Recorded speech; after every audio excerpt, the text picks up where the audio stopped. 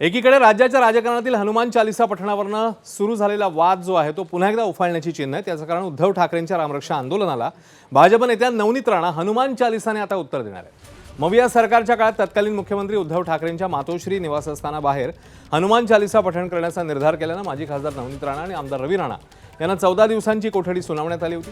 आता पुन्हा एकदा उद्धव ठाकरे आणि नवनीत राणा आमने सामने येणार आहेत। 18 जुलैला मुख्यमंत्र्यांचं होम ग्राउंड आणि संघभूमीत ठाकरे सेना रामरक्षा आंदोलन करणार आहे। तर ठाकरेंना प्रत्युत्तर देण्याकरता नवनीत राणा अमरावतीच्या हनुमान गडीवर हनुमान चालीसा पठण करणार आहे।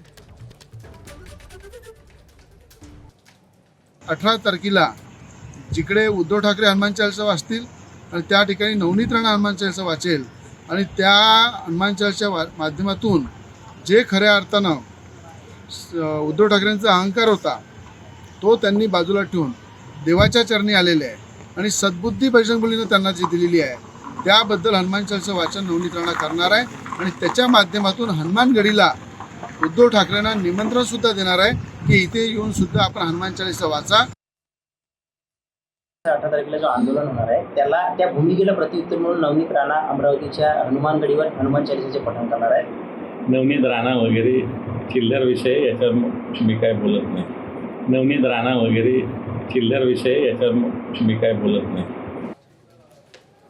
दरम्यान नागपुरातल्या 18 तारखेच्या कार्यक्रमाचं निमंत्रण मुख्यमंत्र्यांना दिलं असं संजय राऊतांनी म्हटलं, ज्यावर भाजपचे नवनाथ बन यांनी पलटवार केला। राज्याचे मुख्यमंत्री देवेंद्रजी यांच्या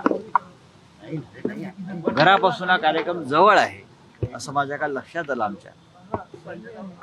तेव्हा आमचं कर्तव्य आहे की राज्याच्या मुख्यमंत्र्यांना सुद्धा या कार्यक्रमास आमंत्रित करावं। देवेंद्रजी वारंवार सांगत राहिले आहेत आणि आम्हालाही त्याचा अभिमान आहे।